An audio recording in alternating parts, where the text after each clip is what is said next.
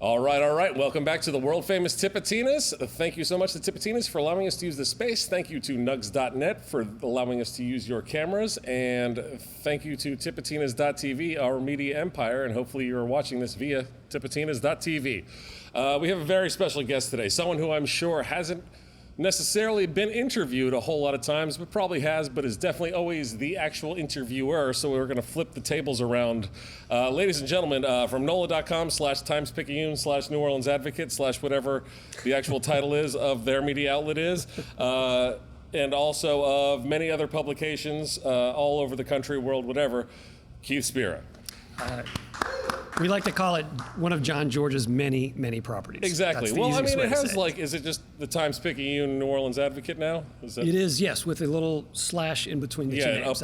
Upward yes, slash. That's the print version of it. Then NOLA.com is, of course, the online outlet. Obviously. Yes. Born and raised in New Orleans, Keith Spera. You are from, is it the East or the Ninth Ward? Well, I was born in the Upper Ninth Ward and spent first 3 years there, and then migrated out to New Orleans East when that became a thing, like in the early '70s. So that's my home turf, is New Orleans East. But I believe you went to Brother Martin with one of our illustrious owners, Stanton Moore. Probably not classmates. Were you? No, we just missed each other. I'm a couple years older than Stanton, so we just missed each other there. But yes, Stanton, members of Flow Tribe, Brother Martin alumni, some of the guys in Bag of Donuts. So the Brother Martin alumni have come to populate the music scene of New Orleans. Absolutely. Well, I know we've spoken extensively about like Marty Hurley with Stanton Moore. Were you in the band program at Brother Martin? They would not allow me anywhere near the band room. No. Why is that? I had zero musical talent. Okay. Zero. So I was in the newspaper and yearbook office. All right. Hence my career. Hence your career. Hence Stanton doing what he does and I do what I do. Absolutely. Yes. Did you ever try? I mean, you said they wouldn't let you in. Did you ever attempt? No, I mean, I played recorder when I was in grade school, and that was really it. And and as I think back, how my life evolved, I don't know why I didn't take more music lessons. I mean, I played sports as a kid, and I think that's where most of my energies were. And then I got into music, but it was always from a fan perspective, not from trying to play it. Well, from a fan perspective, I mean, you obviously love music. Otherwise, you probably wouldn't still be being a writer for over 3 decades, I assume, ish. Right at actually exactly three decades now. Wow. Yeah, it's wild. Yeah. What were your favorite earliest musical mentors, icons? What kind of stuff were you listening to when you were a kid? Well, it's funny. I had 2 main influences as a kid. The first one was my father, who was a huge New Orleans rhythm and blues fan. So he had and still has a massive collection of 45s from the 50s. So, nice. I mean, I was hearing, Irma Thomas and Art Neville and Fats Domino and Ernie Cato, all that stuff. Heard it all growing up. Played it. He played it all the time in house, all the time. I mean, his records now were flooded during Betsy and Katrina, and he salvaged them from both storms. Kidding. Yes, the original vinyl. He lost a lot of the labels. Wow. But he still has the vinyl, and he scrubbed them all, and they all still play. That's amazing. That's wild. Yeah. So he was playing all that stuff, so I heard all that. But of course, me and my infinite teenage wisdom dismissed it as pretty much old man's music because this was the 80s, and I was a white kid in the suburbs. So I was listening to Motley Crue and Pat Benatar and Blondie and Rush and later, Iron Maiden and AC/DC and all this sort of stuff. So, my dad's music, I'm like, oh, that's, old dude music. Well, full circle, I, of course, came to appreciate how hip that music was and got to know a lot of those artists and actually introduced my dad to Fats Domino at a show that my wife produced, my future wife produced. So it all kind of came full circle at that one particular event. So yes, I have apologized many times for dismissing my father's music because I know now that it's some of the greatest music ever made. It's not just old man music. Not at all. No, I think that's pretty common, I would say, that people kind of dismiss what your parents are into because they're old and not cool or hip or whatever else. You want to. My kids are doing it to me right now. They are. My 13-year-old daughter is like, Rush? Don't think so. Yeah. Well, Rush isn't for everyone, and I know I've talked with the great Pete Jones about this many times. He's a massive Rush fan, and I'm a very big Rush fan myself. His old lady definitely does not like Rush, and I don't think my wife likes it either. Well, it was almost a deal breaker when my future wife, Mary, found out I was a Rush fan because she had an older brother who's a massive Rush fan, and he would torture her. She was trying to play Duran Duran in excess on her little stereo as a little girl, and he was blasting, moving pictures, Yes. and forcing her to listen to it. So when she found out I was a Rush fan, she almost walked. But she came to appreciate the band, and her brother and I actually took her to her first Rush show together, and she was there when they played the arena on the final tour with me, and we were in the front row, and she was like way into it. So, and she actually, funny story, we did a meet and greet with Alex Lifeson and Geddy Lee, and in the photo, you can see that her hand is a little low on Geddy's lower back. So she kind of almost goosed Geddy. Yeah, give him a little squeeze on the tush there. A little bit. He's just a sweet Canadian boy. Exactly. I'm sure he wouldn't say anything anyways. She was fine with it, yes. Well, your early musical icons, I guess, was a lot of rock and roll, hair metal type of stuff like that. Yes. And you mentioned writing for like journalists or school paper, things like that as well. Were you writing about music early on? I started writing at Brother Martin for the high school paper there, and I learned a very important lesson. I wrote an article about Rush because I was way into We're going to talk about Rush a lot. We are. It's really Rush. Man, I would have prepped more Rush stuff. I didn't know. Wrote this article about Rush, and one of my main sources was a senior. I think I was a sophomore. Was a senior who could grow a beard, which I thought that meant he knew everything. And so he's told me some things about Rush, which turned out to be completely untrue. Okay. And I put him in the paper just based on him. Something about Neil Peart, the drummer, going to MIT. Which, Neil never even went to college. But I put it in the paper, and I learned a very important journalistic lesson right there. You need better sources than like the hairy-faced senior who thinks he knows everything about Rush. So started out there, then went off to school in Texas at Texas A&M. Was a political science major. I didn't know you went to A&M either. Yep. Right. Thought I was going to be going to go to law school. Then my senior year at A&M, I started writing for the Battalion for the school paper there, doing music, and I was doing it just as a fan, and I saw it was a way to be closer to music, to meet musicians, to get free CDs, and that day it was a big deal.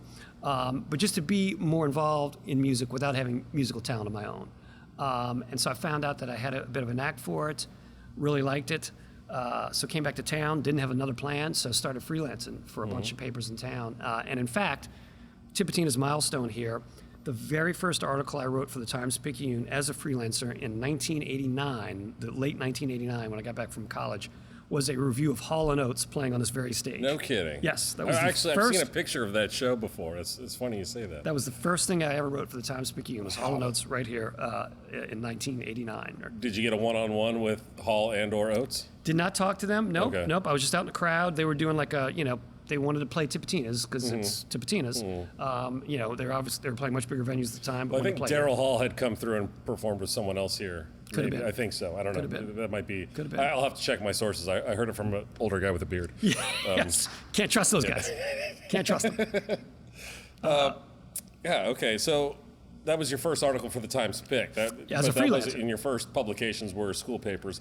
And I think it's, I don't know if the word is surprising or strange, whatever else, but a music writer at A&M, College Station, not exactly like a hotbed of the live music scene by any stretch, I don't think. It's not, but it's a college town and it's a massive university. When I was there, I think there were 35,000 students or something like that. I think it's more than 50 now. Yeah. I think that's right. Yeah. But before I was writing for the school paper, I was on the committee that booked concerts at A&M. Okay. So we did a lot of country, obviously. We did George Strait and Reba McEntire and Randy Travis. But we also did REM on the Work Tour. We did Iggy Pop and the Pretenders, which was a great show. Yeah. So I got to see a little bit of that side of the business. I was initially in charge of the hospitality wing of that committee, so I did all the backstage stuff. Did all the catering and everything for the bands, and then ended up being in charge of the whole committee. So I was kind of making decisions on who would come to town. So for it wasn't Austin, which was obviously a huge music town. Yeah. But we got some decent bands to come through, and Austin was an hour and a half away, so I could go down to Austin to see shows. I could go to Houston to see shows. Yeah, when you said music writer, I kind of almost assumed that all you were doing was just reporting on shows from Austin, but I figured the kids at A&M probably wouldn't be too thrilled about reading whatever was happening in Austin. No, not at all. Not at all. Big rival there. Yeah. So no, I was writing about shows in College Station and doing like CD reviews and interviews with like local bands and all that sort of stuff, So that's kind of where I really started cutting my teeth then. And oddly, I don't remember how this happened, but I did an article on Zebra for the the A&M paper, and there was no real connection. They weren't coming to town. I think I just wanted to write about Zebra. So, Well, I mean, why wouldn't you want to? I mean, I'm still writing about Zebra Tell 30 me years what later. you want, So, yes. Randy Jackson is a swell guy, actually. I met him last year. He was playing like a private party that we did here. Couldn't have been nicer. I didn't know what I would expect, but it was the first time. And funny story, and Randy, if you're out there, we're going to do it one day. Zebra's never played Tipitinas. Really? Can you believe that? Well, they hadn't played Jazz Fest until like 4 or 5 years ago. Yeah, I think. exactly, So exactly. It's a strange phenomenon.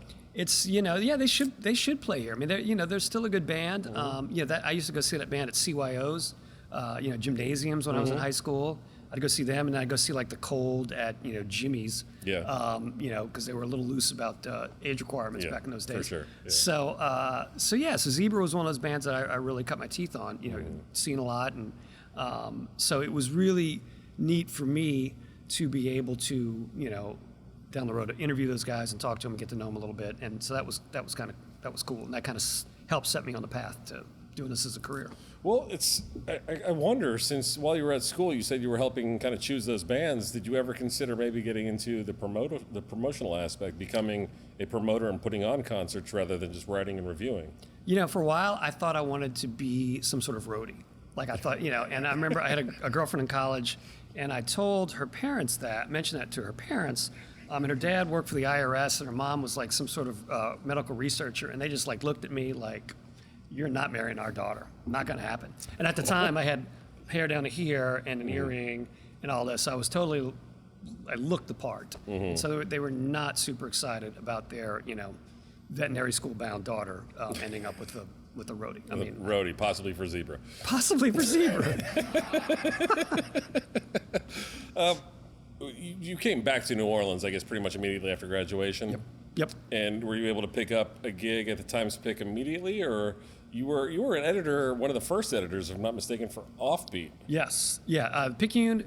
Strangely enough, the Picayune, the paper of record in New Orleans, a very musical town, did not have a staff music writer until 1990, 91, right after I got back from college. And that first music writer was Scott Ages. That's right, I did know that. Yeah, so he was the first full-time music writer at the paper. And now newspapers don't have nearly as many dedicated arts writers, and that's just the way it is. No, yeah. Back in those days, though, when newspapers were making money hand over fist, they would, all the major dailies would have a music writer, theater critic, a movie critic, TV critic. Someone writing just about debutantes. Yeah, everything. I mean, but the fact that New Orleans didn't have, the New Orleans paper didn't have a music writer is kind of interesting. But so Scott was the first one. He was there, but as I said before, I did freelance thing on Hall & Oates. And then once he was hired, he didn't like country music really, and he didn't like heavy metal. So I became the heavy metal and country freelancer for the Picayune. Yeah. So so Reba McEntire came to town, did that. Motley Crue came to town, did that. Skid Row, like all those sort of 80s hair bands that were hanging on through into the early 90s. I did that as a freelancer. At the same time, started freelancing for Offbeat, which was just just starting out. The office was Jan's living room. She had this little crude computer in the corner. I didn't have a computer of my own, so I'd go over there and sit there and write, and like oftentimes just crash on her couch. She'd come down in the morning and find me on her couch because I've been up all night writing because I had a problem with deadlines then and still do. But that was really where I learned the New Orleans music scene was those early years at Offbeat. And the publication grew. I became the editor of it. And my intention was to make it like a New Orleans Rolling Stone. Yeah. I wanted it to have meaty feature stories on artists, reviews, some more light stuff, but I wanted the writing to be good, the journalism to be good, cover a broad range of artists. We would do these elaborate photo shoots, some of which turned out to be disasters. I remember we did one. Tell me a disaster story. We did one with. That's what this show is really about, finding out about the lowlights. And I still apologize to him for this. We did one with Anders Osborne and Teresa Anderson at the time, who he was with at the time. And our high concept, for some reason, I don't remember why, was to do like an Adam and Eve concept. So we got this albino snake.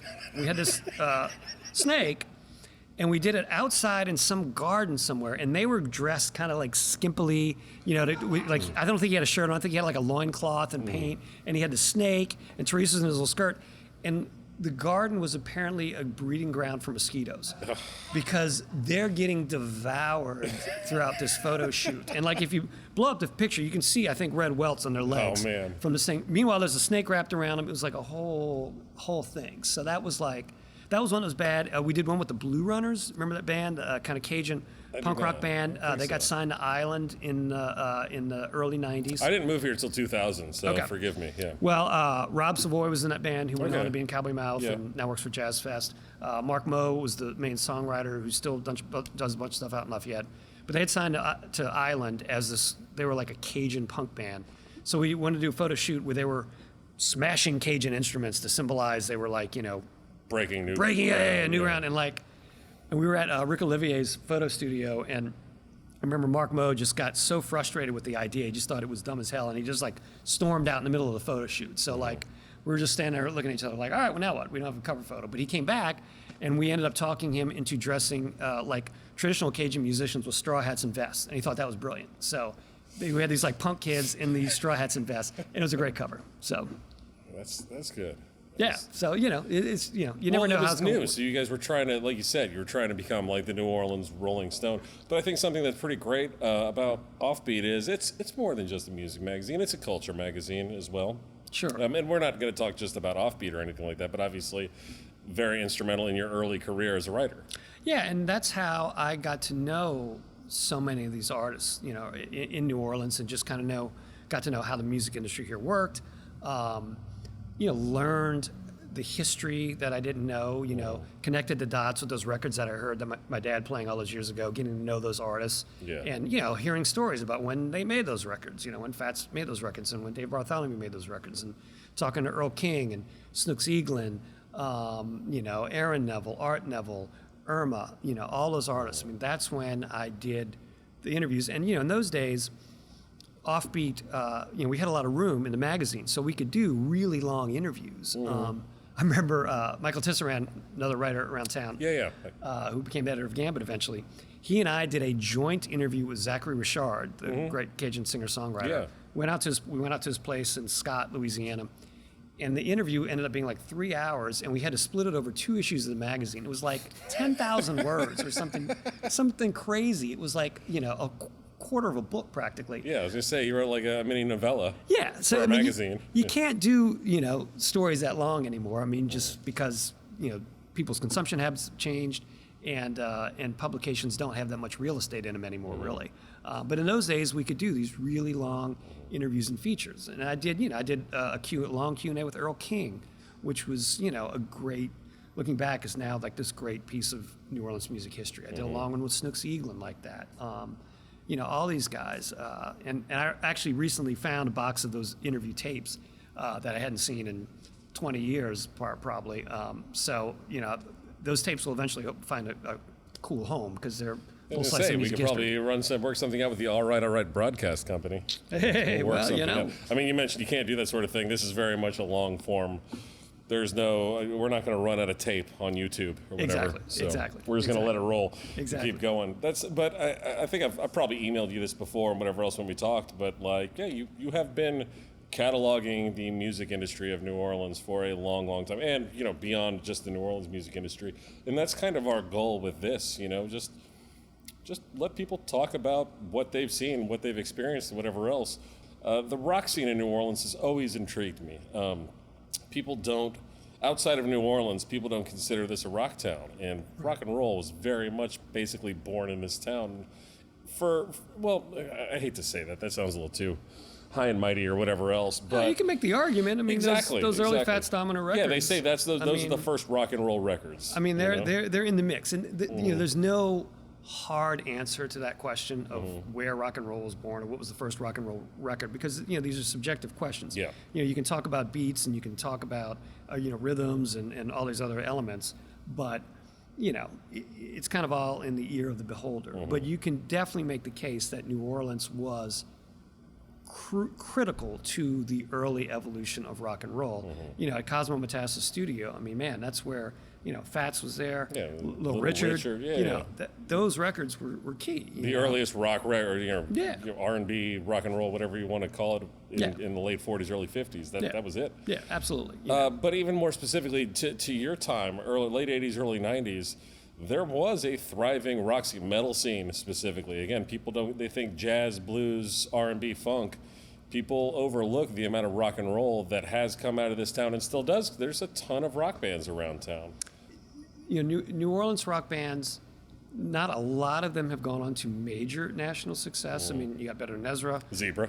Zebra. Zebra. I mean, their first record went gold, Yeah. Zebra, Red Rockers back in the day had a hit with China. Yeah. The Cold came close, but never quite made the leap. But yeah, then, it was Better Than Ezra had a huge first album. Up to the Revivalists. I mean, look, the Revivalists have had, a great career. They headline Red Rocks, 9,000 seats. I mean, and they're a born in New Orleans rock band that did it the old school way, getting in the van and touring, and writing catchy songs. Yeah, it caught on eventually. Yeah. People took notice. Yeah. But no, and you're right. I mean, there was always been a hard rock scene here, that kind of sludgy, kind of Southern doom rock thing. Phil Anselmo has been a huge part of that. He's kind of the godfather of that scene to a certain degree. One of my more bizarre interview experiences with Phil. That's on my list. Don't worry. Yeah. But anyway, no. New Orleans. People have this impression that New Orleans is one thing, but it's many things. In the last 20 years, it's been a hip hop town. I mean, from the rise of No Limit and Cash Money and those guys in the mid '90s on up. I mean, they became a huge part of the national hip hop scene coming out of here, and New Orleans still is. So it's all those things. It's jazz, it's funk, it's R&B, it's rock and roll, it's hip hop. It's kind of whatever you want it to be, and that's what makes it so special. Absolutely. When you first started writing, late 80s, early 90s, a lot of those guys that had created those sounds, that scene, the New Orleans music scene as we see it today, a lot of those guys were still alive. I mean, unfortunately, we're at a time where so many have passed on. Yep. But you mentioned Earl King, Snooks England, and I know that they didn't, they died a little bit more recently. But a lot of the jazz cats and whatever else, they were around for you to be able to get a hold of and see and whatever else. Tell me a little bit about just as a young guy coming up and when you finally connected those dots and whatever else, getting to finally interview those guys. And then ultimately the sad part, which I kind of touched on before we started recording, I think, like you've kind of become, since you are the main music writer for the local paper, you're the guy who has to write those obits now. Right.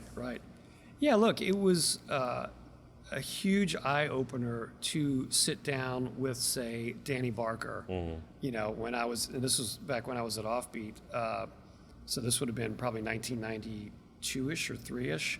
We did a cover story on Danny, who was a guy that was pretty much there, in the early decades of jazz. Was from here, played banjo, played guitar, sang, wrote songs, went up to New York, was there through like the whole Harlem Renaissance, played with a bunch of people in New York, and then came back and really helped revive the brass band scene here via his stewardship of the Fairview Baptist Church Band, which ended up, the brass band tradition was kind of dying out. He recruited all these kids for this brass band via the church, and those guys went on to play with the Dirty Dozen and a bunch of other bands. So he was instrumental in so many ways.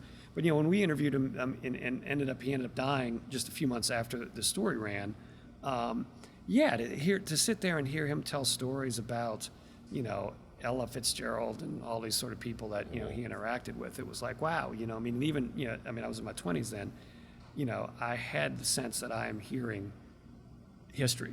And once he's gone, that's it, and it's the same thing, with Dave Bartholomew, sitting down talking to him. Obviously he's gone. That's a guy that, was the architect of the New Orleans rock and roll of the 50s. Same thing with Fats. Same thing with Pete Fountain. Pete defined New Orleans jazz for a generation, and he was a big star nationally. Dozens of appearances on the Tonight Show with Johnny Carson. His records went gold. He had a couple of gold albums, jazz albums going gold. That's crazy. Yeah. When does that happen? It doesn't happen anymore. No. So he was huge, and he was such a great New Orleans character. He was one of those guys that I really, really enjoyed hanging out with and talking to. And he would, in more recent years, I guess he was getting reflective, and so every now and then I would get in the mail pictures from him, pictures of himself like 40 years ago sitting on a motorcycle with a vest and bare chested, or like, some other like wacky photo. He would just start sending me these like this memorabilia for no reason. And I think because he was kind of just looking back over his life as he was getting older. So, so I got to know him and his family, and actually I ended up speaking at his funeral at the St. Louis Cathedral. I went on right after Mayor Mitch Landrieu. So as Mayor Landrieu was coming off, I thanked him for being my opening act. But then got to speak at Pete's funeral, which is a huge honor. But said about writing those obits, and that is kind of one of the these guys passing is sad. A lot of them had very, very long, very good lives, so it's sort of the natural end of things. So at that point, it's my job to sort of sum up not just their list of accomplishments, but what made them cool, what made them interesting. And you want an obit, at least the way I write it, it can't be dry. It can't be just like I said, a resume. It's got to have something of the spirit of the person. Yeah. So I like going back through my interviews and using some of their own quotes to help tell their own story, because they tell their stories better than anybody. So I'll have, if you read obits I write, it'll say, so-and-so said in a 2004 interview or something like that, because I like to let them speak one last time through those obits. That's a very unique way of putting it. I hadn't thought about it quite like that. Yeah. No, it's very sad. It comes up because I remember, when Dr. John passed away, hearing you on the radio. It seemed like, there's hundreds of people that were close with him over the years that could have said something, I'm sure, very poignant, good, whatever else, but you ultimately are the guy in New Orleans that people are going to turn to now to get those words from. So I don't know if it's not necessarily a badge of honor that I'm sure you're thrilled to have. I'm sure it's an honor to be able to do it. Absolutely. But it's got to be a difficult burden to bear sometimes. It's sobering when I look back and see, how many people have passed, because it's always a reminder of your own mortality, because you realize how much time has passed, and it's late in the game for you too. It's getting later in the game for for me too. Again, there's a journalistic distance that you keep, but naturally you're going to be fond of certain people that you come across. And Pete was just this Pete found one example, was this kind of grandfatherly figure. So he was just a cool guy. So definitely, it affected me personally, when he passed. I felt that one on a personal level. The shock when Alan Toussaint died, when he, on the road in Spain, nobody expected that. It's one thing if an artist has been sick for a long time, No, but he had just finished performing a show. Yeah. So that was a shock out of the blue when he passed. Art Neville, another guy I really, really liked, and spent a pretty good amount of time with over the years. He had been ill for a while, when he passed. So, and he had a tough last few months. So in some ways, I'm sure it was, it was coming. We all knew that. So yeah, I think that's probably something difficult to bear. Aside from the pain that the family is going through as well, when someone's starting to get there. Yeah, you have to be cognizant. These guys aren't just musical icons. They're somebody's husband or father or mother or brother or sister. So there's personal side. So you have to. And it's always a tricky thing when you hear that someone has died, And now, with so much of journalism being online, it used to be in the print days, you had basically all day to confirm the fact that someone has died and then put the obit together. Now, you want to get the news out as soon as possible, because just the nature of the business, you want to be one of the first ones to have it out there before all your competitors do. Yeah, before people are just posting random Instagram pictures, RIP, right. And that's all they get. Right. But same token, you've got to confirm that that person is in fact deceased, because once you put it out there, it's really hard to pull that thing back in. Yeah. So it becomes this balancing act. And one of the tricks of the trade is you pre-write obits on people that are older or that are sick, which I've never been very good at, because I find it very mentally difficult. Macabre. Yeah, it's just weird to write. So I'll have, if I've done a long profile on somebody, I know that I can borrow from that profile and make an obit pretty quickly. So, so that's usually the way I do it. Yeah, rare that you can predict that sort of thing. I know, and I don't mean to harp on death too much, but right after Dr. John passed away. Right before, when Spencer Bourne passed away. Yeah. Obviously, Spencer Bourne is very beloved, especially in Tipitina's. I mean, those are two people that are very much ingrained in Tipitina's history. Spencer Bourne was just a wonderful human, and I love his family so much. Andre is a dear friend. But he had been sick, and they knew that it was they didn't know when, but he had just gone to hospice and whatever else. But we did that beautiful show for him just a few months prior to his passing. I mean, it doesn't necessarily make it any easier or whatever, but like you said, it's one of those things that after you've been doing this for long enough, you're the guy ultimately that is almost probably in the back of your head kind of considering this along the way when you run across someone who you know is just getting older and not doing well. You probably... Absolutely. I mean, the interesting thing about Spencer, who was another guy that I was very fond of, and his wife Marilyn, I mean, great people. He, and I wrote a story that said this, he kind of gave his own obit with those final Jazz Fest performances that he did. I mean, he knew... that was probably going to be his last Jazz Fest. So he, did an interview on the interview stage at the festival, played those last sets. I mean, that was really his public farewell. And it was, very, I don't say heartbreaking, but it was very emotional to see him go through that process. But, in the end, I mean, he was at least able to kind of close that circle. And I think that was good that he was able to do that.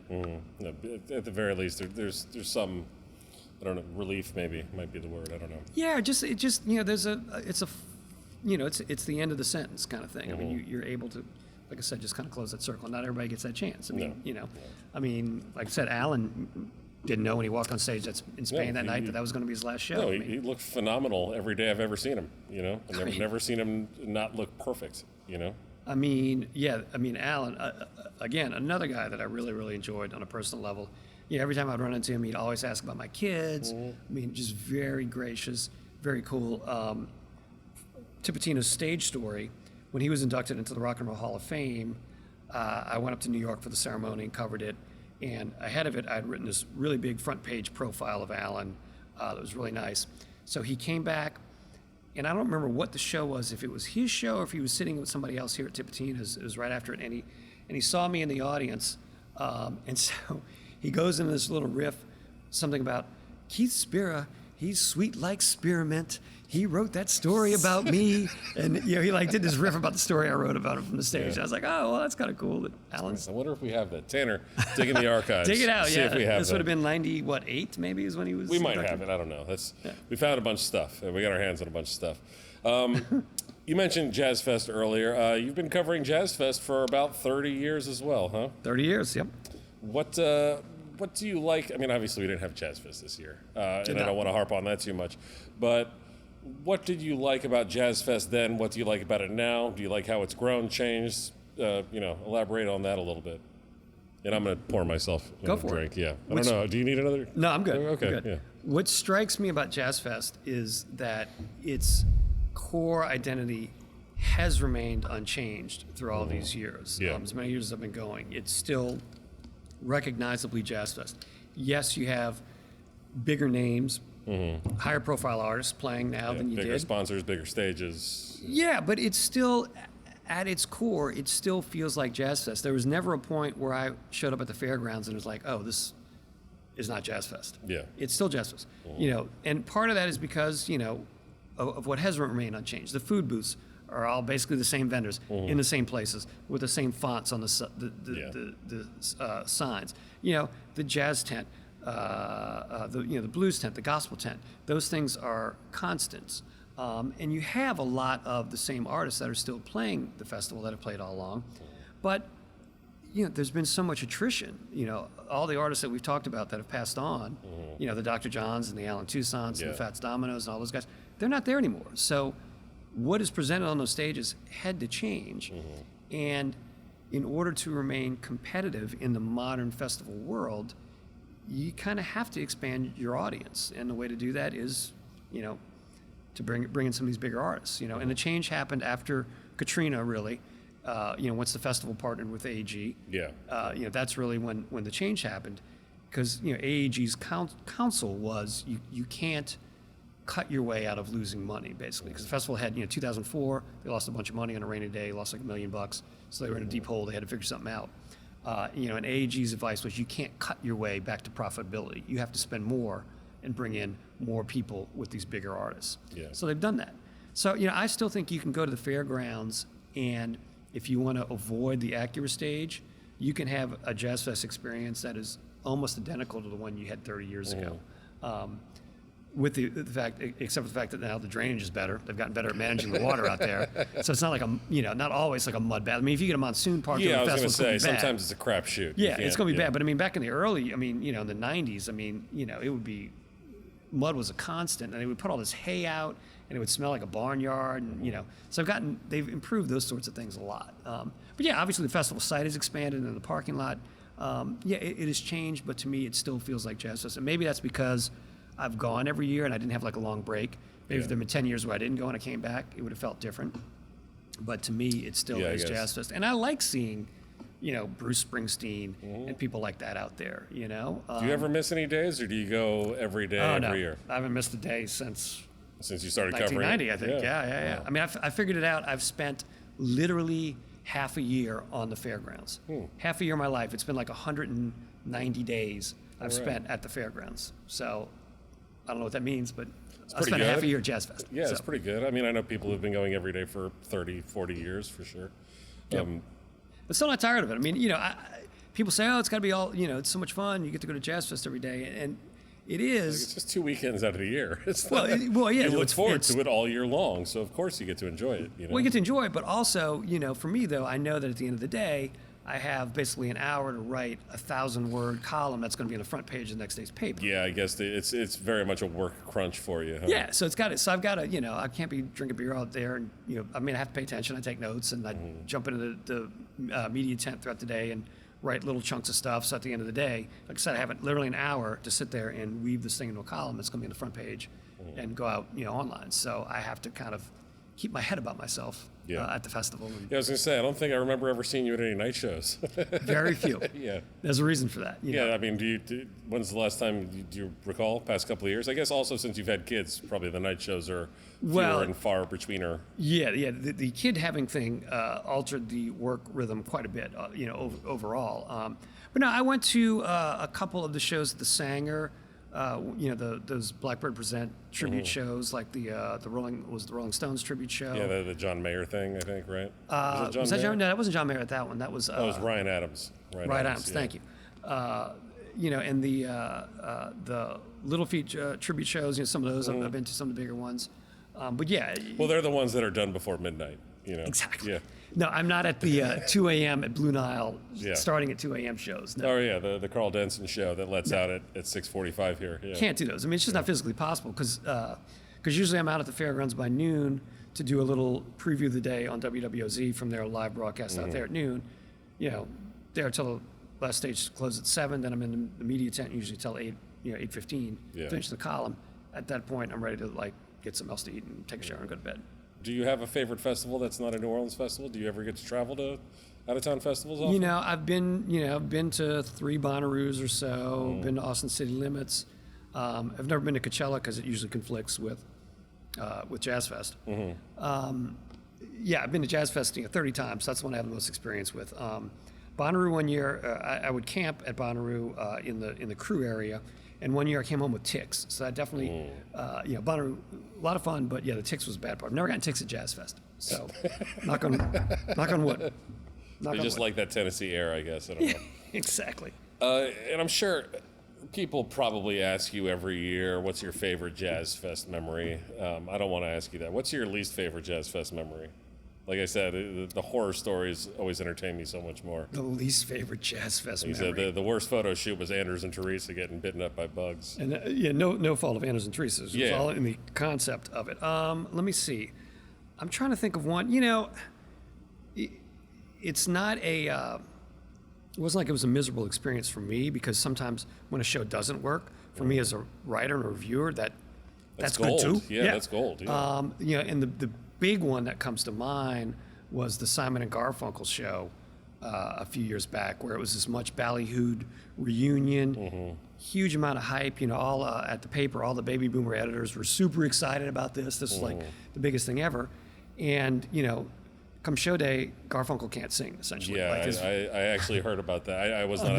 I've since I started being a manager here, I haven't been able to go to as many Jazz Fest days as I would like. Right. But I heard about that and said, oh man, he needed some warm ups or whatever. Oh man, he was having, he had vocal problems, and Paul Simon, in the book that came out a couple years ago, he talks about the Jazz Fest show and how that basically was in his mind the final straw with him and Garfunkel, because he felt Garfunkel hadn't been honest about the extent of the vocal problems that he was having. Yeah. So they ended up having to cancel the tour that was scheduled for after that, and it was a huge mess. But I mean, literally, they get up on stage in front of, it was one of those vast Jazz Fest audiences. I don't know how many tens of thousands of people were packed out there, and his voice, was just not there. So that was tough, and and that, so you got, as a reviewer, you got to tell the story like it is, and and that just didn't work. So that's how I told it, and I'm not somebody that tries to be super mean-spirited about things. No, I wanted to mention that because I've never seen you write anything bad about anyone, and if you have, it wasn't like mean, like it was an honest commentary. Yeah. I like this, I didn't like this, and you give a specific reason. This it's not worked, just this like, didn't work. It's not my thing, it sucks. You don't write that sort of stuff. No, and you can't, because you can't be dismissive, at least in my mind, you can't be dismissive of an artist just because of what they do. Like, you can't go to, what would be an example? I don't know. You can't go to a Kiss show and say, well, it wasn't any good because they didn't do any rapping. Or you can't go to a Drake show and say, oh, it wasn't any good, there were no guitar solos. Yeah. Like, you have to critique something for what it is. Yeah. And does it work for what it is and what they do? An Ariana Grande show, there's not going to be a whole lot of improvisation at an Ariana Grande show. Yeah. But does it work for what it is? So Simon and Garfunkel, I said it, and in fact, my review was quoted in the book, as a matter of fact, talking about how just Garfunkel's voice, just wasn't there, it just disappeared. But my philosophy is, what I write, I have to be able to read it to that person that I'm writing about. Like, I have to be comfortable sitting down and saying exactly what I wrote to that person face to face. Yeah. And that's especially true locally, because you may You're run across these quite people. likely you're going to run into those people. Yeah, you're going to see them at the grocery store or whatever else. Yeah. And it's funny, and I've gotten calls about things I've written. Artists have called me and taken issue with things. Aaron Neville called me one time. I wrote a review of a Neville Brothers show. May have been a Jazz Fest, it may have been at some other festival, actually, as I think about it. But I questioned how they had sequenced some of his solo songs in the Neville Brothers set. I didn't think the positioning of those particular Aaron solo hits in the context of that set worked, and I said that. So he called me up, and he was offended. He's like, "Are you saying I shouldn't sing with the Neville Brothers anymore?" I said, "No, that's not what I said, and that's not what was in the review. I just Work said on your set list, man." Yeah, I said those songs just didn't seem like they worked in that position, And so once I explained to him, what I meant, he was cool with it, and we're fine. Who else is called to complain? Is that an artist right now? Somebody called the cops on us? Yeah, I think Aaron just called the police on you. No, I'm kidding. Dr. John one time called, and this was, it was not that long ago, but if you remember, Dr. John went through kind of an unfortunate period where he had revamped his band, and he had this trombone player. I do remember that, yes. And so I wrote there was, and sorry to cut you off, a few people wrote very not lovely things about the change. No, and and again, there were some mean things written by other folks, and I, wrote very matter-of-factly about the Jazz Fest show that one year, which just didn't work. It was just it was not good. And I remember standing in the audience, standing in the crowd at the festival, and there were a couple of women from out of town standing next to me who had never seen Dr. John, to come from out of town, and they were talking amongst themselves. They're like, "Yeah, and this guy's in the Rock and Roll Hall of Fame." They were just like super unimpressed with what was going on for good reason. So, so that's the review I wrote, said this didn't work for this reason, this reason, this reason. Well, he called me months later, and he said, what? I can't do a good Dr. John impersonation, but he's like, what's this I heard you wrote about how this the female trombonist in the band who'd taken over the band. He's like, how you wrote? She's like a Yoko Ono. It's the Yoko trombono. Yeah, yeah. He's like, and I'm like, Mac, I didn't write that. I said, what I wrote is there. It's out there. It's on the paper's website. You can go look at it and see what I wrote exactly. And he's like, all right, I'll get my partner to look it up on the computer machine and see what you said. And he looked, and everything was cool once he realized. But but that's the thing. I mean, you have to be cognizant that you need to back it up, and you need to be able to look somebody in the eye and say, "This is what I wrote. This is why I wrote it." I think that owes to the longevity of your career, probably. Like I said, you mentioned that jazz. I remember that Jazz Fest very distinctly because they played here the day after, and I was not at the fairgrounds, and had heard that there was a new band. And when I saw the load in, it was like, I don't know any of these people. Yeah. And I don't want to disparage the show, but it did fall a little flat. Like it wasn't the same type of show that we had seen out of him many times before. Yeah. And he was doing good, but like Dr. John cannot carry that whole band sound. Like there's a reason why he had such great musicians on stage with him, because the music necessitated that. Absolutely. And and to his credit, he revamped the band again, and the last time he played at Jazz Fest, what turned out to be his final performance was great. He had a really solid band of New Orleans musicians again, and he sounded like Dr. John. I mean, and it was great. So I'm so glad that, he got to return that sort of classic Dr. John mode as sort of his farewell. So that was, and I said how good it was. Absolutely. And well, like I was about to say, there's a lot of people that I read some terrible things about it, and I remember thinking like, man, if you didn't like it, and even if you hated it, how could you write something this scathing about Dr. John? It's not like he joined the Klan or something. Like, give me a break. Like, he's still a musician. He's still an icon. Yeah, but also those people, those are people that are just trying to get some clickbait or whatever else, and they probably do not have a career that they can rely on because they were probably just pissing off too many people. Yeah, and look, artists are going to experiment. They're going to, not every, some Dr. John albums were better than others, maybe. I mean, but that's true of every artist. I mean, you're going to try different things. Sometimes the experiments work, and you can't just, unless someone is clearly not trying and just totally phoning it in, you can't fault them for trying something. You can't just dismiss it outright. You've got to say why it doesn't work, and why it maybe is not as good as some of their better things. So I mean, that's just the way it is. I mean, Harry Connick Jr. did what was it, the Star Turtle record way back in the day, which everyone was like, what is this wacky record? And I didn't get it at first. It's aged a little bit better. It just took a while, but it was a left turn for Harry, and it just seemed odd, but at the time. But artists are going to be artists. I mean, they're going to create. Some things are going to work, some things aren't. For sure. Let's move away from Jazz Fest and talk about your book. We haven't mentioned your book once. Still available for sale. Groove Interrupted, Lost Renewal, and the Music of New Orleans. Very, very strong book. Talk with Fats, Aaron Neville, Phil Anselmo, Mystical Juvenile, Terrence Blanchard, Alan Toussaint, Pete Fountain, etc. There's many, many, many more. How long did it take you to put that book together? Fortunately, I'd done a lot of the homework for it. Well, yeah. Via the work I did for the paper. I was going to say, you had been doing homework before for 15 years. Yes. Yeah. For 20 years at that point. Yeah, I was going to say, when did this book come out? Was it? The book came out in 2011. 2011, okay. 2011. For some reason, I had 2009 in my head or something. 2011. I wanted to present an overview of New Orleans and the music community, kind of getting back to what we were talking about earlier, how it's not just one thing. Yeah. So in that book, I've got rappers, I've got hard metal, rockers, classic old jazz guys, rhythm and blues guys. I've got everything. But the theme was that all of the artists in there had gone through some sort of adversity and, come out the other end different. So it wasn't a Katrina book per se.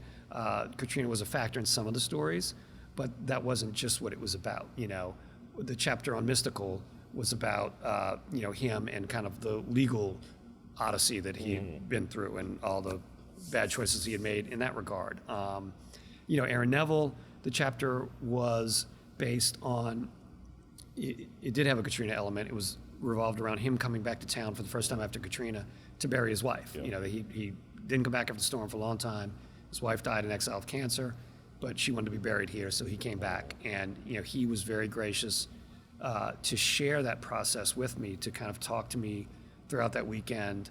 And I went to the funeral, obviously, and he was very open and honest. And again, that goes back to what we were saying earlier. This was years after he'd called me to complain about that review, Yeah. but we talked it out, and he knew where I was coming from. So, so I think he felt that he could trust me to tell the story of what was obviously a very difficult and intimate thing for him to go through, but it just showed a lot about him and his character, and what he puts into his music was illustrated through what he went through with his wife. So that became the basis for that chapter. And so I had written a version of that story for the paper when it happened, and then with the book was able to weave it together with other things. And that's kind of what I did with each chapter. It was taking stuff I'd written and then updating it and putting it all together to create this fuller portrait.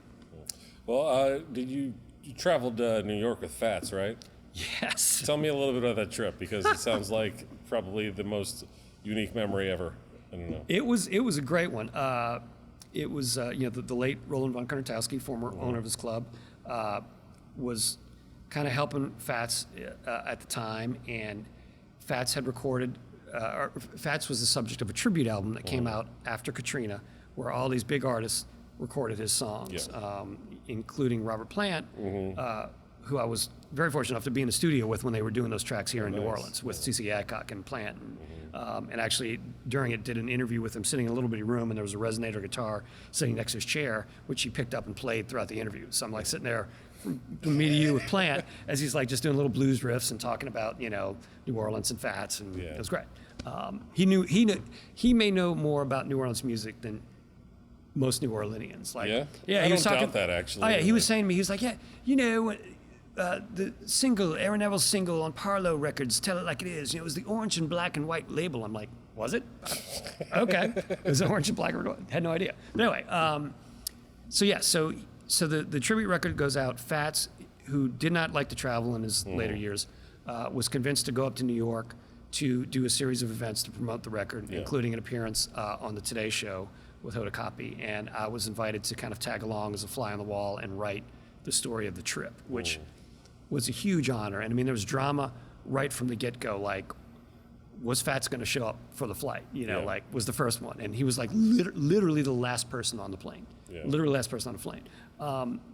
But yeah, we go up there, and it was amazing, because I mean, you're with a founding father of rock and roll, and we're going around, and I mean, they let me kind of be in the little entourage of a half dozen people, for the whole weekend. So we're there, in the hotel room when he's complaining about the fact that they cut the steak off the fat off his steak.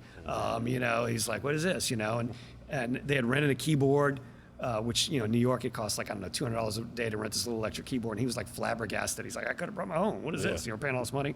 Went to, the Today Show thing was like, it was crazy because he hadn't played that much at all, because he had, it wasn't really stage fright, but he was very anxious. Shy, right? He was shy guy in general. But. He was shy, but he was also anxious about being able to live up to his legend. Like he doubted his ability to play and sing like he used to, even though he could do it. I mean, when he started playing and singing, it was a time machine. It sounded like he did in a heyday.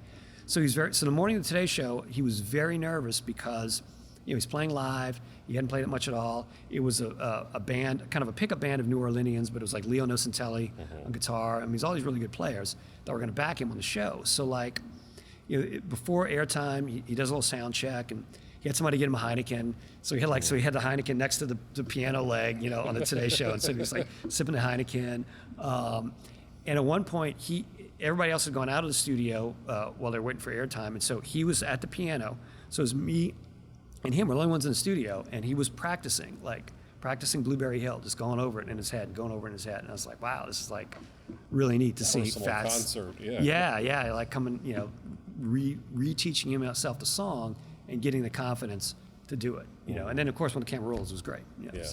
But it was remarkable, and just being out on the streets in Manhattan with him, it was interesting to see like who recognized him. Like we went to the Carnegie Deli, and like the manager of the Carnegie Deli, mind was blown that Fats Domino was in his deli, So it was really neat to see how he was appreciated still, in New York.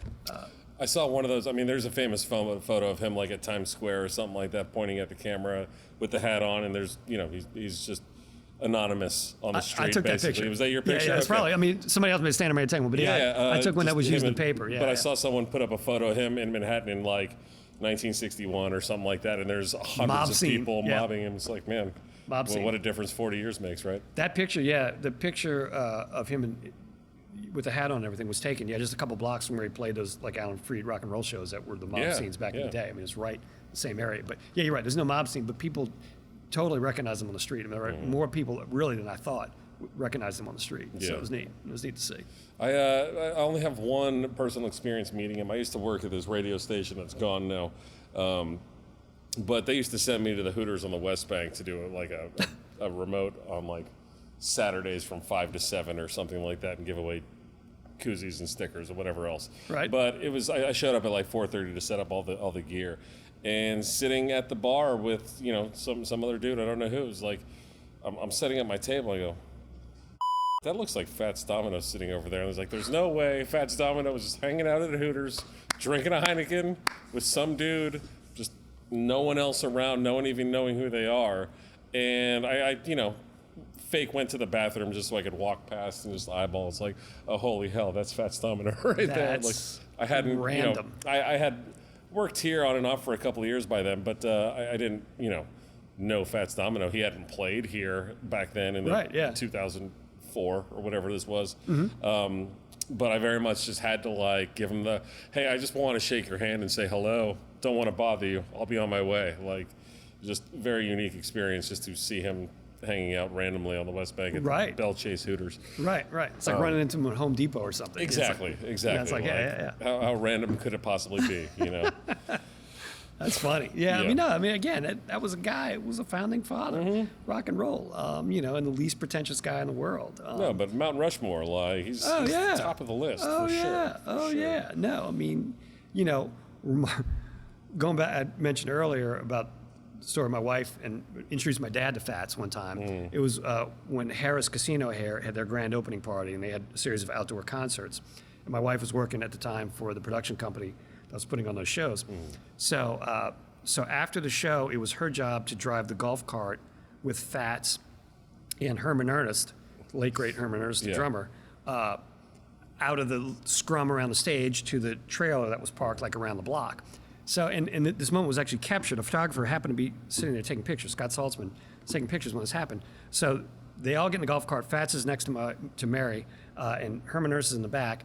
And there's a crowd of people around, and she hit the gas, and it was, unknowns to her, the golf cart was in reverse. So like lurches back, and so you see this look on Fats's face of fear, and Herman Ernst goes to her, wrong way, baby, wrong way. And so she like got it together and gets out, but it was like a great, and Fats, so she drives Fats over to his trailer, he gets off, and he tips her $50.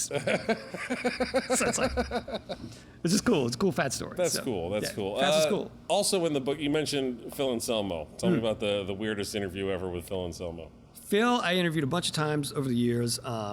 Really interesting guy. He was in Pantera. Famous of Pantera Down, et cetera. Yeah. Yeah, I mean, Pantera, one of the big hard rock, heavy rock bands. A lot of success, played arenas, huge band. Phil, very interesting character. His mom, very sweet little lady. I remember seeing her at shows in the early days, and she'd be sitting there and just like shaking her head at things Phil would say on stage. But afterward, there's one backstage scene where this is the height of Pantera, and she was going after him. She's like, because he had a cold or something. She's like, Phil, did you take your medicine? And he's like, yeah, Mom, I took it. It's like, it was very funny. Still getting mommed. Yeah, still getting mommed. So he had a place north of New Orleans, north of Lake Pontchartrain, out in the woods, big spread, kind of spooky property, lots of trees, blah, blah, blah.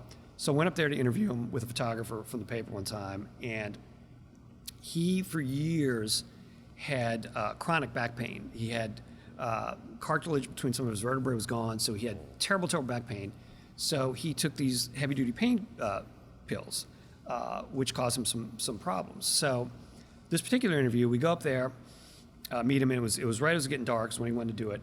So we go from the house into this studio room that he had, separate from the main house, and had a bunch of gear in there and everything. So he sits down in front of the drums and lights a cigarette, and we start talking. Middle interview, he just nods out completely. Lit cigarette in his hand, just out. Wow. So he's standing there, the cigarette's burning down, and so I'm looking at my photographer, I'm like, what do we do? Do we wake him up? Do we wait? Do we take the cigarette out of his fingers? Like, what's the call here?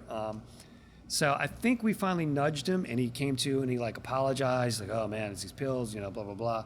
And, we kind of resumed, but it wasn't quite the same, but it was just like, it was very uncomfortable because it's dark and we're in the woods. And it was like, how do we, this guy's obviously having some problems. Yeah. Fast forward to now, he finally had the corrective back surgery that I needed, and he's, much, much better than he was back in those days. But yeah, it was just a weird scene, weird scene, but they happen. Yeah, no, absolutely.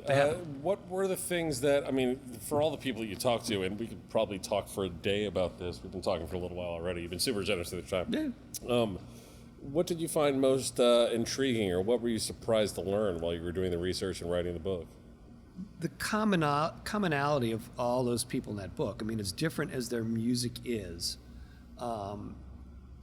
the drive that makes them want to make the music. That's a similar quality that it seems like they all share.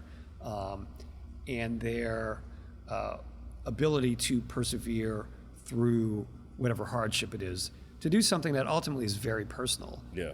And hard is to get up in front of people and perform, and to write songs, make songs, and expose yourself in that way. And all these guys and women, all persevered through. And that's always, to me, interesting to see, like how they get to that place. I always say I don't write about music, I write about musicians. I don't, like we said earlier, I don't play music. Yeah. I very limited on my technical. You don't know anything about music theory or Yeah. Very limited about all that sort of stuff. But the story are the musicians and why they do what they do, how they do what they do, what they've gone through to do what they do. That's what makes for a good story. My job is just to tell it. Tell it in a way that's honest and fair, and ultimately, hopefully, an entertaining read for the readers, because that's who I'm serving. So I try to do that with the book. Try to do that with all the articles, and that's just that's what I'm supposed to do. Yeah. We try and keep this somewhat timeless. We're not just talking current events type stuff or anything else like that, but obviously we're not going to ignore the fact that the world's been under a pandemic for the past 8 months, however many months. I've lost track. That's how long it's been. Tell me about how your beat has changed a little bit. Like, since you're not writing about going to see concerts, festivals, live shows, that you're pretty much just writing about online streams and or recorded music. Is that more relieving? Obviously you probably miss going out and seeing music and seeing the people. Everyone does, I imagine. But yeah, absolutely. I've actually been surprised as to how many. It's basically rolling you back to when you were a kid, just writing about CD reviews, and tape reviews. Exactly. Before I was, Before they were giving you free tickets. Before they were giving free tickets, I was too young to go. Yeah. No, I've been surprised as to how many stories.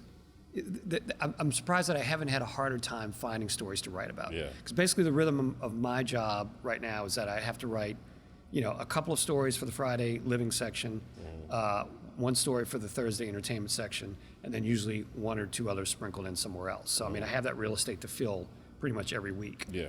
So, yes, without shows to write previews of or reviews of, that takes away a big chunk of what I normally do. But there again, it goes back to writing about musicians rather than music. Yeah. How are musicians coping? I did a big story on Ivan Neville talking about his COVID experience. Absolutely, and coming through it. And I've used some of the web streams that Tipitina's is doing and other places are doing. I've used those to write previews as if it were a live show. Talk to that musician, talk to Samantha Fish, or one of the guys from the Radiators, or Dumpster Funk. Just about what's going on, what are they doing, and peg that to the live stream. Yeah. But I've also, done other twists on stories. I did a story this week about Deacon John playing at his brother's funeral, which was done in a church with no electricity because of the recent Hurricane Zeta. So that was a story I wrote. But but also, I'm not just a music writer. Like I get pressed into service to be just a regular reporter from time to time as well. So it's not you have to be able to be versatile, especially in the modern media age when there aren't just dedicated arts writers anymore. So I mean, I covered Steve Scalise's election party the other night. After Hurricane Zeta, I wrote about the scramble to find ice because everybody's freezers and refrigerators were out. I wrote a column on the front page about the first Saints game with no fans in the stands and how weird that was. So I definitely step outside the music beat from time to time. And the pandemic has forced me to find fresh ways to cover the music scene and the music community. I'm writing about the absence instead of the presence. The absence of Jazz Fest, the absence of voodoo, the absence of musicians haven't gone away. Musicians have not gone away, and they're still doing stuff. They're just doing different things. And I mean, the multi-million-dollar question is, what is it all going to look like on the other side of this? Clubs obviously have a tough time surviving. Musicians, a lot of them have had to take on other jobs. People have made their living with music all their lives are now doing other things. So what's it going to look like on the other side of this? And that's what I'll be writing about when it's over. Well, you have another column that you write, the what's it called, the Paternity Test? Paternity Test, yes. Don't have children, that I know of, at least. But it does offer some levity. I've definitely read it a handful of times, and I think I read it before the pandemic for sure, but it was an interesting take. I think one of the sweetest things I remember reading, at least in a daily, like a newspaper, not a book or whatever. Your first day as teacher, I think, was one of the sweetest things I've ever written. Basically, having your kids lay the law down on you in some respect. Yes. Tell me a little bit about writing the Paternity Test. I started writing it when my first daughter was born 13 years ago, and I didn't want it to be an every week kind of column because I wanted to just write it when I had something good to say. Yeah, I remember you guys writing about a while ago a trip that you took, like going to the beach, Yep. and the disasters involved with going to the beach with kids. Yeah, so it's been a lot of fun. Part of it was a survival instinct on my part because becoming a parent is so overwhelming and you have all this responsibility. So writing about something is a way for me to kind of gain some control over it a little bit. So that was partly the instinct in those early days, is like, I can wrap my head around this, I screwed this up, I did something weird with the baby, but I can write about it and make something kind of fun out of it. And, I found that so many readers identify with that, because of their experiences with their own kids, their grandkids. Really, I get, when I'm out and about, I mean, so many people come up to me and say, we like when you write about music, but we really love when you write about those kids, because it's something that everyone can identify with. Not everyone can identify with this type of music or that type of music, or or whatever, but it's a much more universal human experience writing that, and that's going to be my next book. Is sort of the same thing I did with the music book, where I kind of draw on all those past writings and weave it into something fresh. And I've been saying I'm going to do that for years. The thing about having kids is that it's hard to find time to write about them because there's so much going on, and the pandemic hasn't changed that. I mean, and they're home. And they're home. Yeah. But no, I really like it. I really like writing, the humor in it. But also, the more poignant stuff. And, my son, we were surprised he was born, he has Down syndrome, which we didn't know prior, to him being born. So, that was another thing where it was kind of a struggle to get my head around it, and writing about it made that easier to do, I think, So it's not all, fun and games, and anyone who's a parent will tell you it's not. So in the same way I want the music coverage to be honest, I also want the parenting writing to be honest, because it's not all unicorns and daffodils, it's hardcore. I'm sure it does a lot of good, not just for you, but for other people, because writing about it, like you said, helps you wrap your own brain around it, but it helps share that experience with other people that are going through the same thing, and they can empathize or sympathize and whatever else. And probably hey, you were writing about struggling with something. Someone might reach out to you hey, I was struggling with the same thing. This is the answer. I can help you, or whatever, The first story I wrote about Sam, which has been 10 years now, people told me that they shared it with, family members of theirs that had kids that were born with Down syndrome. And this was, let's see, Mardi Gras, was it this past year or 2 years ago? So, 9 to 10 years after I wrote that column, I was on a parade route, and a woman comes up to me and says she was a maternity ward nurse. And she's like, when you wrote that column, about your son being born, I've so identified with that, and I've recommended it to other people. And that's something I wrote 9 years ago, and she's like quoting from it. So knowing that it made that impression, such an impression on people, and affected them deeply, is very rewarding as a writer. And it's one of the things that keeps you motivated to keep on writing. Absolutely. Well, I hope you keep doing it. You touched on how when you started freelancing for the Times-Pic that Scott was the only other dedicated music writer. How come and I've talked with Jan Ramsey about this before, why don't we have a dedicated music representative in city government? In a music city like this, where so many people are relying on the music industry for their livelihoods, myself included. How come? There's an Office of Cultural Economy, and I'm not trying to bash the people that are in that office. I'm sure they're doing whatever it is that they're supposed to do. But no one from the music industry seemingly to speak for the music industry in a music town. Why is that? That's not the question I can answer. You'd have to ask somebody at City Hall. It seems like there should be, doesn't it? It seems like there'd be a useful thing. Look, New Orleans sells itself with food and music. And anyone from any of the tourism officials will say that. Well, we're in such a hurry to make food seem like an essential business. Meanwhile, God forbid, people cook for themselves. Right. So right.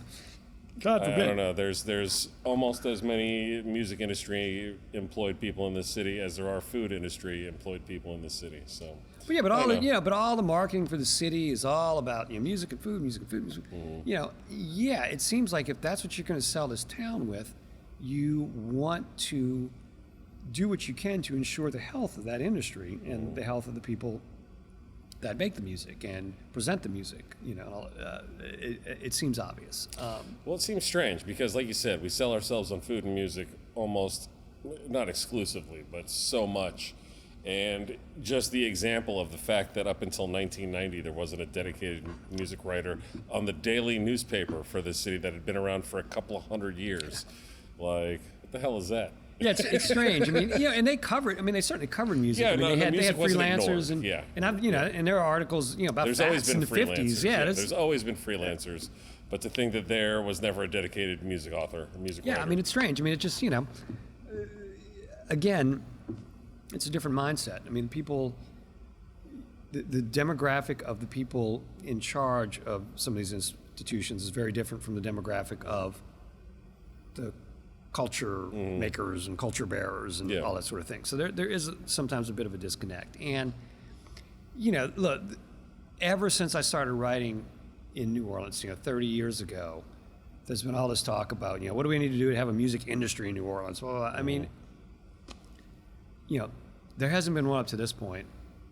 And I don't know now that's necessary in a certain degree. All these second-rate music cities across the country seem to have something that they can put together, but we can't. Yeah. But now with the internet, artists have so much more power, and have the ability to, to promote themselves much more so than they used to. You don't necessarily need the apparatus of, a local music industry to promote it. It helps to have healthy clubs where you can play and come up through the ranks and learn how to do what you do. that's absolutely essential. And it also helps if there's a way for people to actually make a living playing music, which in this town, I think that's still more possible than it is in a lot of other towns. Agreed. There's a lot of music venues, so there's a lot of avenues, like you said, for them to literally just perform. And it's not just music venues, though. It's convention work, private gigs, I was gonna all say, that sort of stuff. That's really where you make. Kermit Ruffins doesn't make all his money playing at the Mother-in-Law Lounge. No. He makes his money playing for like dentist conventions and stuff like that, or he did before the pandemic. Exactly. So that's where guys like that make the money. And it's you want to have booking agents and managers that are capable of getting those gigs for their artists. You know, you want to have managers that hustle, that know how to not work the system, but how to put their artists in a place to succeed. Well, I think we have those there, though. We're starting to get more some of those. Yeah. Local music managers, lawyers, agents, things like that. Yes. More recording studios, which is good as well.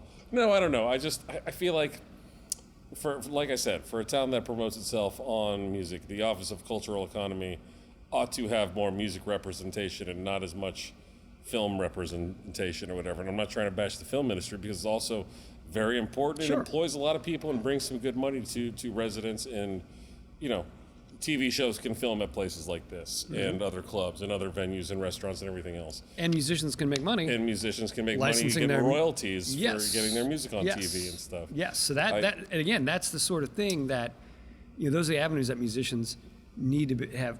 If they're not able to do it themselves, they need to have representatives that can get that music placed on shows. Is it a double-edged sword important. that'll ultimately hurt us? Because here's something that's come up a few times, that I've heard musicians who were cutting their teeth on Frenchmen back in the day are now like kind of turned off to it. And I hate to disparage Frenchmen, because I know a lot of people that work at clubs there, and that was their livelihood, was playing down there or working at those venues. Yeah. The scene has kind of taken over to a thing that is almost beyond control, and it's not what it was that they loved doing, and it's changed and it's different. And I'm not going to blame Treme for it, because again, it helped employ a lot of people. A lot of people got their music on HBO, and it sold a lot of records and got them a lot of royalties. But all of a sudden, this cool thing that we had kind of in our back pocket got too big for our back pocket, and it ain't cool anymore. But look, that's kind of the natural way of things too. Yeah, I mean, that's just there's no answer for this. We're just no, there isn't. I mean, pontific drinking. But you're absolutely right. I mean, Frenchman Street has changed immensely from when I first started going down there and covering it. It was a little stabby back in the day. It was a little stabby, a little. You kind of had to pay attention. Yeah. And look, you can still walk into Snug Harbor and be transported back. I mean, Snug Harbor is exactly, it's its beautiful self that it's been all these, all these years, and DBA, great bar, great scene there. But yeah, there's some other stuff around it that is a lot more noisy, and there's a different crowd that goes down there. It's a bigger crowd. Well, I'm not saying we should shut it down, but how come the city isn't doing more to help protect places like that? Like, if it's turning into, I hadn't been there in a couple of years, and I went down there on a Saturday night, and this is all pre-pandemic. Who knows what it'll be like now? Yeah, right. I have not been downtown in 9 months.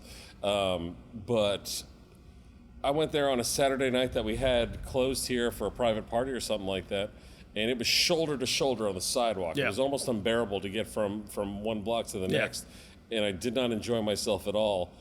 And I went into the club, and it was kind of crowded, decent crowd, and it wasn't too bad.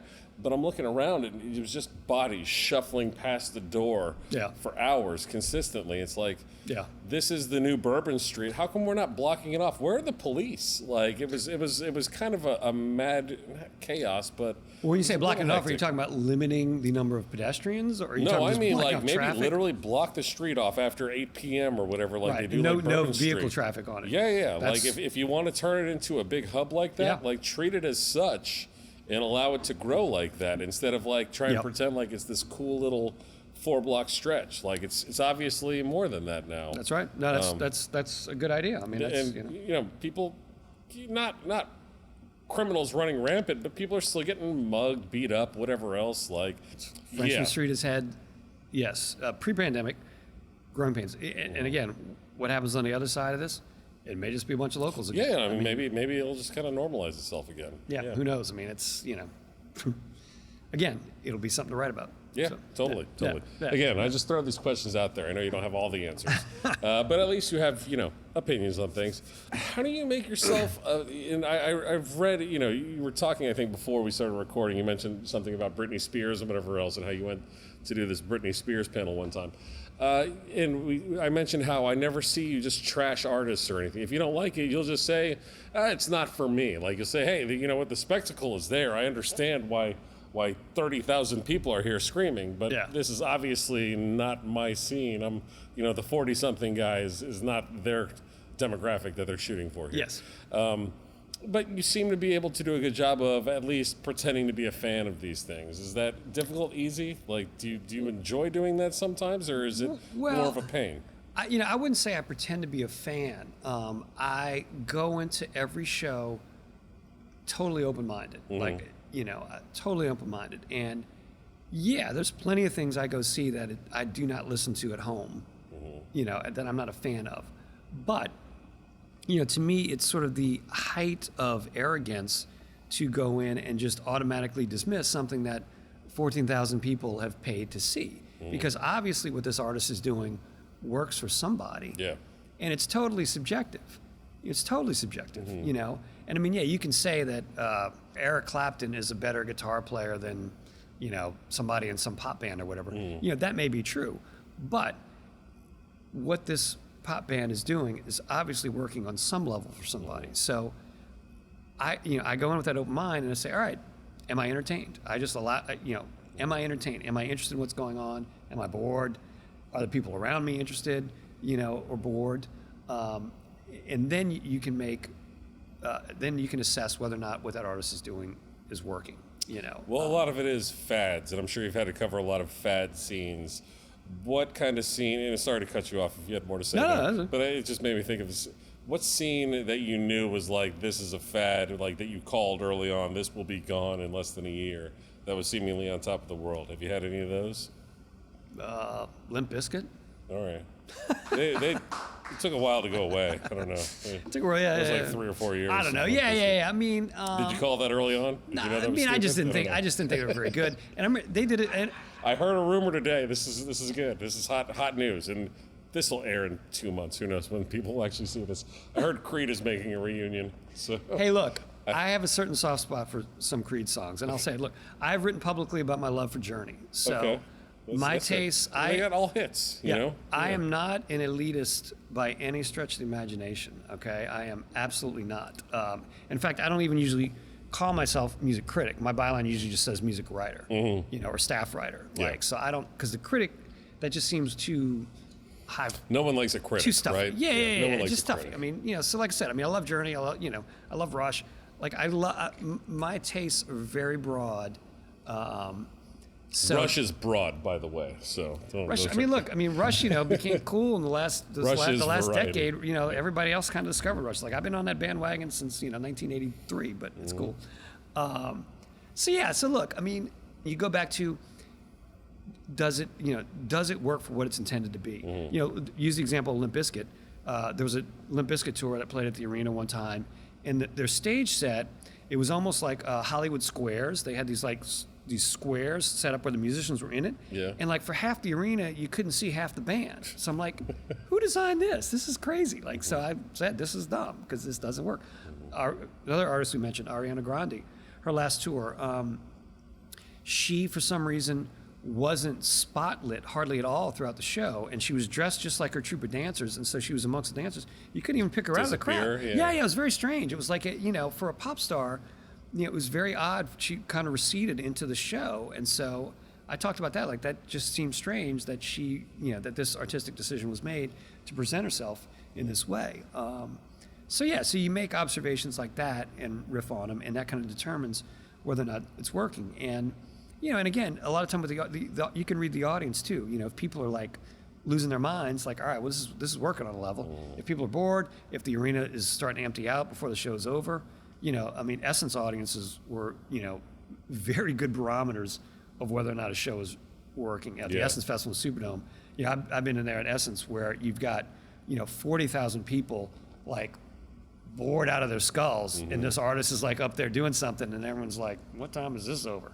And other times they're losing their mind. And that barometer is very, very accurate, because that's a very discriminating audience, and they know. First time Alicia Keys played Essence, laid an egg, like it was crazy. Like people, they dropped the curtain on her. She hadn't even played Fallen, her biggest hit. They just dropped the curtain, ended it. Wow. And she knew it. I interviewed her like years later, And I reminded her, I said, "Oh, remember that time you played us?" And she's like, "Yeah, it was tough." She's like, "That didn't work." But she came back and did a much better show another year, and it was great. But like that first year, she was just, just very pompous, and she came out like expecting everyone to like worship her. So, these people have been here all day. Yeah. You better show them Well, something. they've been all day, but these people have seen like, artists that had a lot more history than Alicia Prince Keys was here did. last year. What are you doing? Yeah. It was like kind of that sort of thing. So, so you can kind of, the crowd's energy helps with the experience because, you kind of see what's going on around you, and that helps give you a sense of whether or not it's working.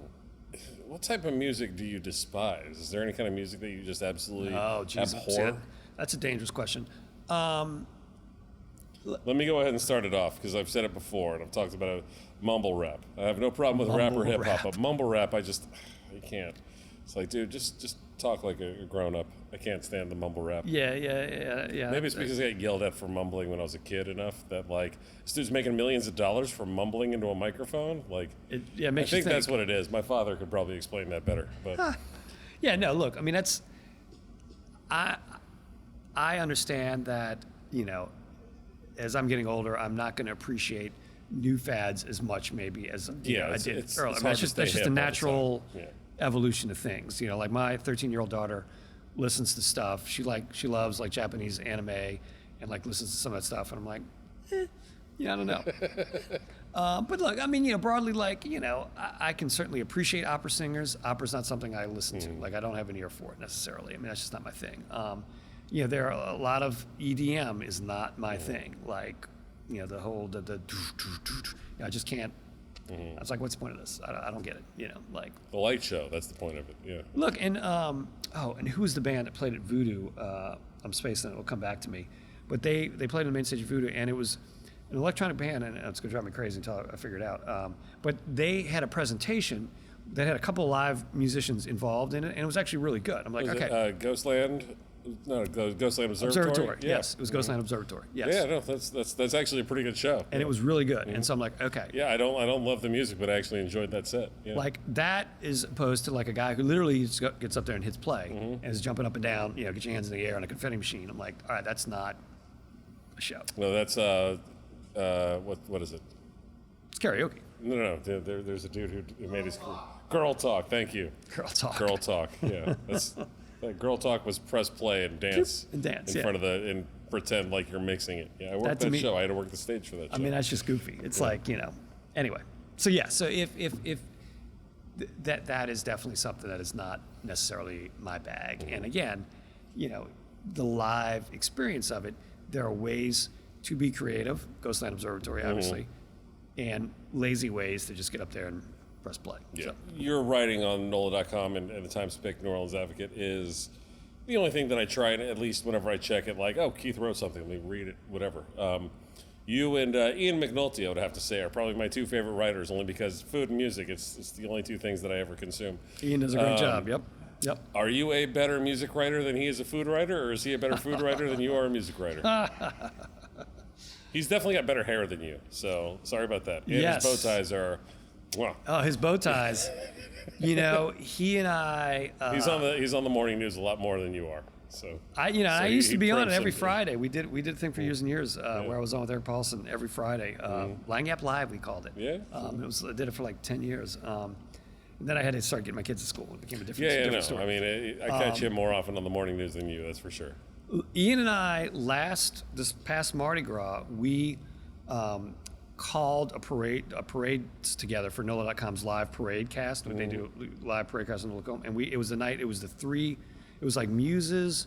What were the other two? It was like 3 or 4 parades because a couple of them had been rescheduled. Babylon, it was some crazy night. Oh, when they had to like add more on because of rain. Okay, yeah. So he and I were like the broadcast partners to do the parade call on the parade, right on the parade right there. And it was so much fun. I mean, he's a very funny guy, very witty guy, knows New Orleans food inside and out. Beyond that, so yeah, he's a great guy to have on the Papers team, and he's been doing it for years, and does a fine job. So all right. So yes. So you're not going to draw a line in the sand on that one? Sorry. I don't know. I can probably read Yell's columns more than anyone else's. I can probably write about Lil Wayne more. In more depth than he can, and he can probably write more about, Galatoires than I can. So, yes. So there you go. We each have our specialties. All right. Well, I'm going to go ahead and wrap it up again. Like I said, you've been super generous with your time. And we do kind of end on a food part, actually. So just it's nothing crazy. Don't worry.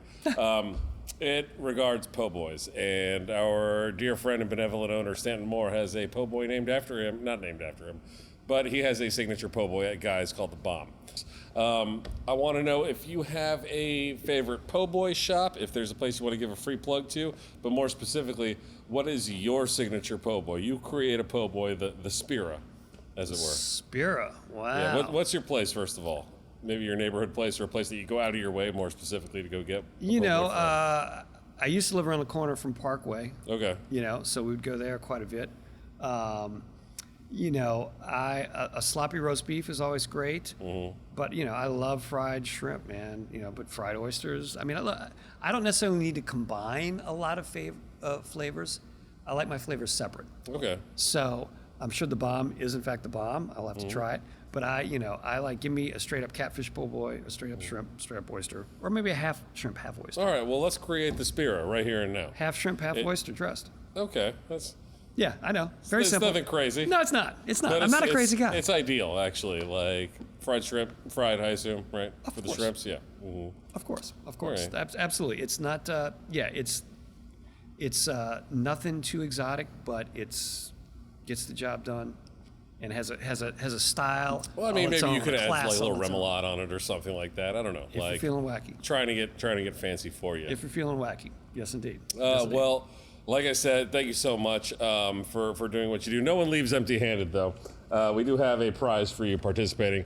It is a certificate suitable for framing. So, I even have a folder for you. Go ahead and read that into the microphone if you wouldn't mind. Certificate suitable for framing for participation in the All Right broadcast. We hereby certify that you, Keith Spera, my name is spelled correctly, are officially awesome for being interviewed on this day, November 5th, 2020, for absolutely no monetary compensation whatsoever. Congratulations, and you're welcome. You are welcome. There is a certificate of seriousness, or I'm sorry, what is it called? Seal of seriousness. A seal of seriousness, yes, with the bananas, with the Tipitina's bananas. That's right. Seriously, thank you so much, man. You have been cataloging New Orleans musical history for many years, and I hope you continue to do so. And I guess we have a new book to look forward to about parenthood coming up soon. Sometime, and look, I got to say, in a roundabout way, this very stage is partially responsible for the book about parenting, because one of my future wife and I's very first crucial dates took place right off the corner of that stage. We were here for Kermit Ruffin's slow dancing behind the speaker cabinet over here during Kermit while he was up on the stage. Interesting. And that was like a key early date. Wow. And we ended up getting married, and all these years later, we have 3 kids. So this stage played a role in my future book about my kids. Well, you are welcome. Like I said, at least you have something that has a seal of seriousness on it as well. Keith Spera, ladies and gentlemen, seriously, thank you so much for continuing to write about the scene, and I hope you do forever and ever and ever. So thank you so much, Keith Spera. Real quick, I'll wrap it up. Thank you to, I'm going to look at the camera, actually, that might help. Thank you to Tipitina's for allowing us to use the space, and thank you to Nugs.net for the usage of the equipment. I hope you've been enjoying this on Tipitinas.tv. Thank you to the great Pete Jones doing lights and sound. Thank you to Tan the Man, Tanner Logan upstairs, controlling the cameras. And thank you to Nick, who is ultimately going to have to edit all this together and put in little cute things where he drops logos and whatever else by my face. Keith Spera, thank you so much, everyone. Enjoyed it. Are we doing a ramp down? Oh, what's happening to the lights? Wow. Mood lighting. Very serious. Good job, Peter. Yeah. Thank you, man. Seriously. That was fun. That wasn't bad. I know. No, it was fun. Like I said, we were talking for over an hour and a half. Were we really? Yeah.